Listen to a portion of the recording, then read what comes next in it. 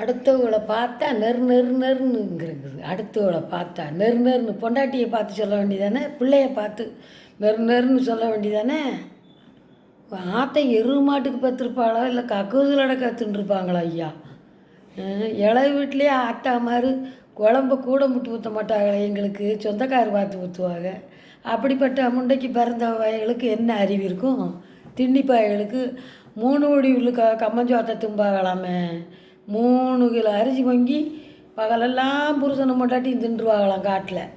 அப்படிப்பட்ட வயலுக்கு பிறந்த வயலுக்கு எருவு மாட்டு வயலுக்கு என்ன அறிவு இருக்கும்? தான் வீடை உணர்ந்து அடுத்தவங்களை பேச வேண்டாமா? சாணியை தின்ன மாதிரி தின்னுட்டு அவங்க பேசினாங்க, இவங்க பேசினாங்க, இவங்க என்ன குறை.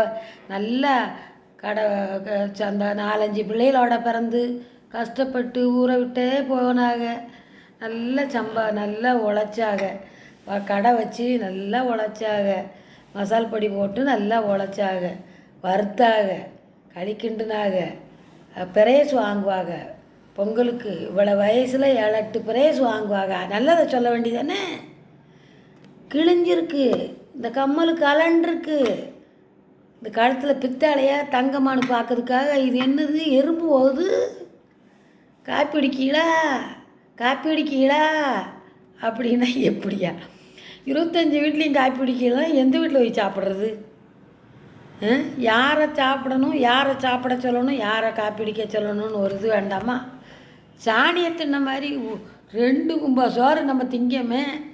நம்ம ஆத்தா அப்படி தின்னாலே, அப்பன் தின்னாங்களே, அப்படிப்பட்ட வயலுக்கு பிறந்தமேன்னு அறிவு இல்லாமல் அது பேசுவாங்க.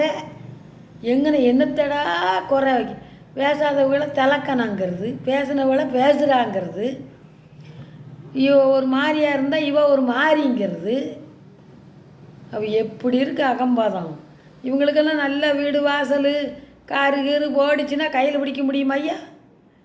உழைச்சி சாப்பிட்டுக்கிட்டே இந்த திமிரு, இந்த தலக்கணம், இந்த நெஞ்சை காட்டிக்கிட்டு, முகரையை காட்டிக்கிட்டு, மூஞ்சில் முழிச்சா கூட பொடிப்பட்டா கிடைக்காது.